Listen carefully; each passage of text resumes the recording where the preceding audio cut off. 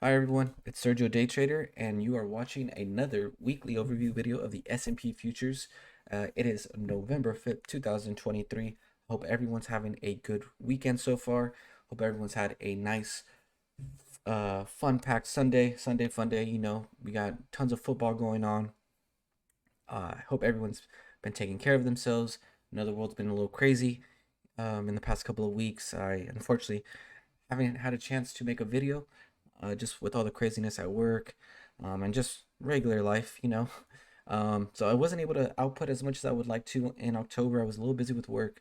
I had some quarterly business reviews to take care of, which took me out of the game for about a week and a half, 2 weeks, and that just really threw me off rhythm.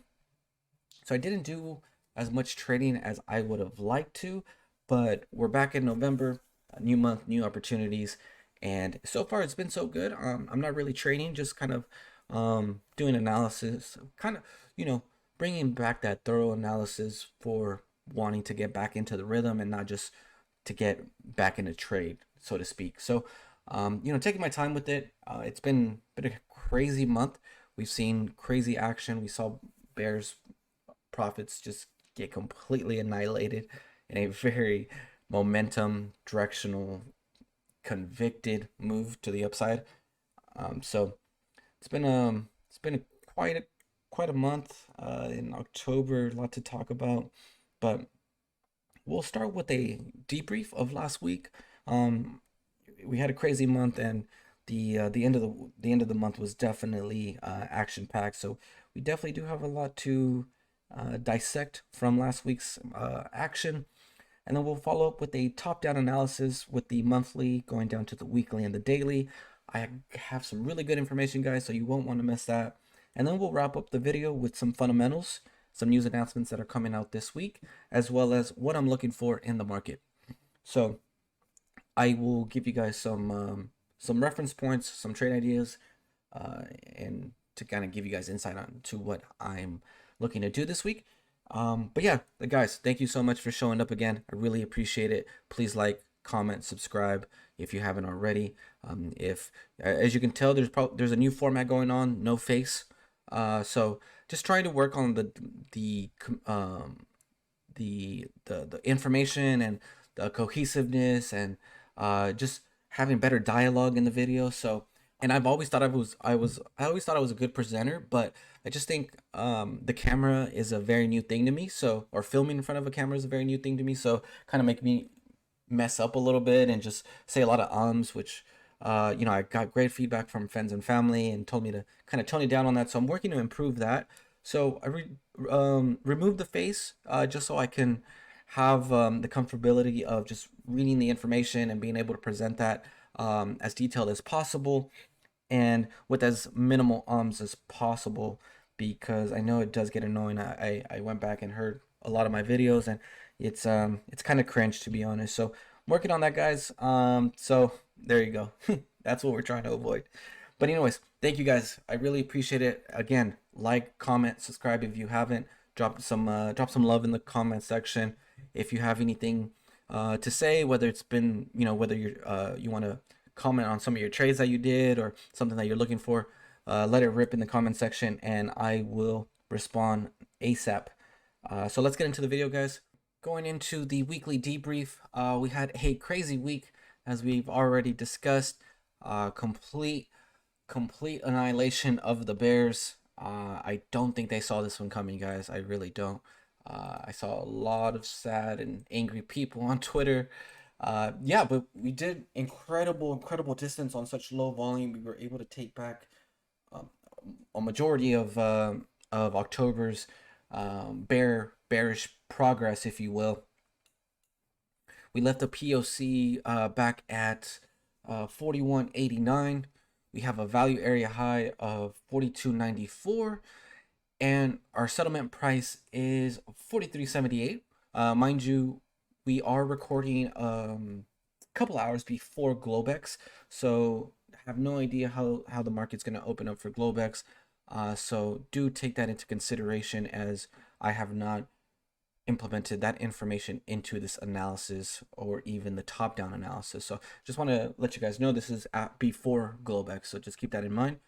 We had a weekly high of 43.92, so we just missed the POC for the middle, or I want to say it's the third week of October. Technically, it's second, but I think it's safe to say it's third because we only had a couple of days last week. So we just missed the POC, but we are looking to accept that value area that we had held for a few sessions back in mid-October. So we are trading in between two ranges. We are currently in the top range. This range spans between 43.65 and 45.08, and we have a range below us at 41.50 and 43.40. So we are in the upper range. We aren't too far away from the low extreme. The low extreme happens to be paired with a low volume node in 43.46. This LVN is in no man's land. I want to coin this no man's land as it is the space in between the two ranges that we've seen a lot of wickage. So a lot of rejection in either direction. Just want to keep an eye out for the volatility that this no man's land creates, and looking to be able to use these the low extreme of the current range and the upper extreme of the range we just left as either anchors or points of reference for targets, or for to be to get on the right side of a directional move. So we went coast to coast on this previous range with very little volume. So I don't see it as a I see it as a strong possibility that we retest this value area that we left behind, just because the distance in which we traveled on the volume is a little worrisome. I don't want to go in, thinking that this trend is still going to continue into next week, but I also would not want to step in front of this. And I have a couple indicators on why that is in the daily part of the top-down analysis. So stick around for that, and I'll show you why I wouldn't want to step in front of this just yet. Last week, I didn't really trade. I got left behind, and it just did not really have a good clue on when to enter this, especially midweek. Once it took off, it took off, and I didn't really, I didn't feel any type of way. But I knew for a fact that I didn't want to be part of the crowd that jumped in on this trend last day, and then something unexpected happens this upcoming week. Just in hindsight, turns out to be a terrible decision making, or terrible trade decision. So wanted to avoid any FOMO trades. I accepted the fact that I had missed out on this. So if we do continue to accept this range, we will know that 41.30 was a great buy. It was such a discounted price. We still have plenty of November left, guys. So there's definitely no shame in missing out this incredible run. But I do want to mention that 43.60 is going to be game 7. It's a make or break for the Bulls. They need to hold 43.60 if they plan on hitting the rest of this range, and changing the narrative of what we were kind of seeing in October. So I would like to think as these two ranges as two different types of narrative. We had a clear rejection of this narrative that includes these lower prices, these 4,200 prices. So is 43 the new, or is 4,300 the new fair value going into the winter and into into a possible Santa rally? Who knows? But definitely worth keeping an eye out, especially if you're a range trader, or you use ranges to kind of anchor yourself in on a position. So not too much to talk about since I didn't trade last week, and but I do want to get into this top-down analysis. So we have monthly, weekly, and daily information to go over. So let's go ahead and get into it. All right, starting with the top-down analysis here with the monthly chart we see on the screen. Beautiful downward trend-like structure. We are challenging October highs here at the neckline. This is the neckline from the head and shoulders that formed over the course of the summer. So interested to see if we again see rejection. This pretty much called October highs. So a retest of that will be interesting to see if it's the same story over again, or we have buyers step in. We like the current price. We think value is higher. So the neckline wouldn't be a trade that I take personally, at least with the information that I have now. But what I would be interested in seeing, if we get up to this trend line, I would definitely be looking to fade this trend. Taking the trade to the short side with using that support level here of 44.75 as a stop, or just a indicator of trade failure. So that is it for the monthly. We have about 200 points on this monthly profile, and very very thin, low volume, coupled with the direction. So it's a very strange looking profile. Definitely not one that should be used to base any real context for when it comes to which direction you're going to go. I definitely would like to see a little bit more volume in the next couple of sessions, or even more so this next week. So yeah, very strange looking profile. Wondering if October will be the possible trading range. I'm sorry, wondering if October value area will be the range for the next couple of sessions, as we could see a test of the POC at the 42. We have last month's POC at 42.65 and the value area high at 4,400. We could see this become a range and become the value area for at least for the first part of November, and then we would just be using the extremes as entry locations. But that's a question that I'm posing for myself, and I guess you as well, the viewer. Let me know what you think. I will repeat it. Does October value area become a possible trading range for this beginning part of November? So let me know what you think. Go ahead and drop it in the comment section. And yeah, let's get some dialogue in regards to that. That's it for the monthly. Like I said, it's not as granular as the weekly and the daily should be, but enough to give you an overview, or a grander outlook of the overall market. So that wraps it up for weekly. I'm sorry, for monthly. Let's go ahead and head into the weekly. All right, so going into the weekly, I just noticed a lot of the things that I'm going to be saying for the weekly top-down analysis are things that I've already mentioned for the weekly debrief, but just want to reiterate it, I guess. The two ranges here, the 4150 and the 4340 level, I'm sorry, range. This was the range that we just went coast to coast. Clear rejection of this. We wanted nothing to do with these prices, as we saw that 4300s and 44 were a more appropriate price. So we quickly got out of there, completely gapped open, and went across no man's land and into the current range.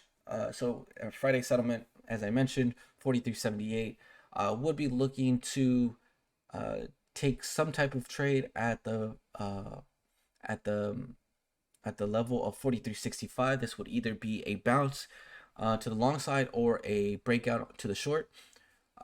If we open below this for OPEX, then I will be looking at 43.50. There is a low volume node there that I would look to take on onto the short side and then use these three distributions before before the value area as possible targets. So in case we open up below 43.65, I still have something as I still have a plan for the short side. But if we do open below 43.60, then I would look to use 43.40 as a possible bounce, retracement, and then continue onward with retesting last week's settlement and November highs, or in this case the weekly high. So couple plans there for both short and long trades. And I just want to make sure that we are aware of this trend line. It is right above us at 44.20. So if we open below it, or I'm sorry, if we open above the settlement and we don't get the gap close rule and we keep on trading higher, I will look to take a possible short trade at 43.40. This is also the mid range coupled with the trend line. I see it as a high probable setup for a short trade. So that is the weekly. I just, before I head over to the daily, I just want to reiterate the no man's land between the two ranges. I do foresee some volatility being created in these prices, just because, as I might have mentioned, I see the two ranges being used as narratives. You know, whether we like and want to do business in these 4200s is one narrative, seeing 4300s, 4400s as the place where we want to do business as the other narrative. So the battle between the two narratives can create some volatility. But if you catch it if you're on the right side at the right time, it could be a very profitable move. So just want to reiterate, 43.50, 43.60, it is no man's land. You don't want to get caught wrong-footed on here, so just be aware. That is it for the weekly. Let me head over to the daily. All right, so getting into the daily analysis here, we have a couple gap opens that we never filled. So kind of deters me away from fading the current move right away. If we move over to our left, you see a corresponding ovals. These are micro composites. Well, they're not micro composites, but the oval encompasses both value areas, or all value areas, in the sessions. So there is business to be done here in these gap prices. So it's just a matter of time when we revisit it. Even for this 3-day composite right here, tons of business that could be done here. So fading the move is a legit play, but at the moment, seeing that there's no overlap between the previous value areas, just can also signify that there's tons of gas in the tank. We are still going to be on a price discovery run to the upside. So not such a good idea to fade it right away going into tomorrow, Tuesday, or maybe even the entirety of the week. But definitely we'll be looking to use these gaps as entry locations. And previously I had mentioned, if we open above a certain price and we continue to trade up, then 41.30, 41.20, and 41.40 were great discounted prices. That This is why I think that we have so much value area overlapping here, that it just makes me think that this was a long-term participant just accumulating for a span of just an entire week, and then just completely took off. So it was a great dip, like I said, but we can just learn from it, and then we get ready for the next one. Weekly analysis, not too much to go over, just gap rules still apply here. Looking to see how we open for Globex and see if we want to test at least the closest gap below us at 43.50. But time will tell with that. This wraps up the daily. Not too much, like I said, just kind of red flags to anyone who just wanted to fade this right away. So yeah, hope you take this with a grain of salt though, and use it for your own analysis. All right, cool. We are going to be talking over, or we are going to be talking about fundamentals, news announcements for this week. But before I get started on that, I do want to thank you, the viewer. If you made it this far, I really appreciate the support. Let me know how it's been. Has it been a good experience? Has it been? Have you enjoyed it? Are you taking in some of the information? How's the no face video? Do you like it more? Do you like it less? Please let me know, guys, in the comment section. I welcome all feedback with open arms. And yeah, let's go ahead and get into it. So this week is going to be packed with federal speakers. We have federal speakers throughout the 5 days, and we have Powell. He is speaking Wednesday and Thursday, so be careful for. I will give you times. Wednesday he is speaking 7:15 Pacific Standard Time, guys. All this is PST because we just had daylight savings time and I am not adjusted. I don't want to give the incorrect time, so bear with me. And on Thursday, he is speaking at 12 p.m. Pacific Standard Time. So, not sure what's going to be talked about here. We had interest rate decision last week or 2 weeks ago. I don't know. Everything's blurring together already. So, just keep an eye out for Daddy Powell. And we have jobless claims on Thursday and Michigan consumer sentiment on Friday. I know it's not a big one, but it is one of those that you just want to be aware of it if you're going to be trading around that time. So, yep, just be aware, guys. We do have some. I think we have China releasing interest rate on Thursday.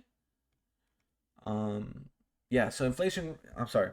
Yeah, inflation rate on Thursday for China. I'm not sure if any other countries are releasing um their interest numbers. Just giving that a quick glance. Mm, it does not look like it. Yep, it looks like just China. So definitely want to keep an eye out though. So just be aware, like I always say about these. Um, what I always say about these news and events is just be aware. Don't get caught. Blindsided. So hope this helps, and let's go ahead and get into what I am looking for this upcoming week. All right, guys, we are at the last section of this video. We are going to be going over my plan of action for this week and what I'm looking for. I am going to keep this nice and sweet, short and sweet, I mean, as I think we are going over a 20 to 25-minute video, and I just want to keep it as cohesive as possible. But I will follow up with a text edit on screen that you'll be able to pause and kind of just read, as I will just be giving out prices and what I will be doing in that scenario. So yeah, I'm going to be starting off with 4360 will be an anchor for either direction, both fade and break. If we break through the LVN, I will target 43.56, 43.53, and 53.40. 53.40 would likely be the runner, and I'm looking to scale out at those first two prices. Again, scale in and out at 43.60. Target scale outs would be 43.56, 43.53, and for a runner, I would let run to 43.40. A fade from 4360 supports further test of value area high from major October auction. So if we do get a nice little bounce from the 4360 and test higher prices, it is safe to assume that the market is looking to test October highs, and we will likely just wait. I will definitely just kind of sit on my hands and wait till we get to that price and see how we act once we get there. as I feel like that would maybe, statistically speaking, would be a little bit safer of a bet. So if something happens on the Globex that's unexpected and kind of doesn't align with this analysis, then I'll kind of have to just go back to the drawing board. But I do just want to note that a bounce from 4360, in my opinion, supports further test of value area high from major October auction. Again, I'm just saying we're looking to test the October highs and see what we do after that. I will be shorting 4394. This is a micro composite POC fade, and so I can bring that up. But what I was saying, I'd be shorting 4394, which is the POC of this micro composite. So looking for a possible entry here. And this is in a situation where Globex just continues on with previous settlement, and we keep marching forward and higher. So definitely an interesting setup that we have coming up here. Just we're kind of in between these ranges. We can possibly see rejection of October highs. Those are my plan of attacks. I have planned 2 shorts and 2 longs, and yeah, we'll see. We'll use patience. We'll use our decision making abilities based off market generated information, and we will try to trade well. Just overall, trading well is the goal here, and taking advantage of these opportunities. So, with that being said, this is the end of the video. Again, I want to thank you so much for watching. If you made it this far, really appreciate the support. Please drop a comment, hit the like button, share with your fellow traders or share with a friend, and just even if you're not so much a day trader, but you're long-term investor, medium-term investor, I think this is all good stuff. And if you want to see some other information, not just day trades on the ES, which that's what that's kind of what I do full part time. I also do long term investing on stocks. So if that's something that you want to see, I'll definitely start exploring opportunities and ways of incorporating that section, or that segment, if you will. So let me know. I hope everyone has a good remainder of their Sunday. Get some good rest, eat healthy, drink water, and stay safe. See you later, everyone. Bye bye.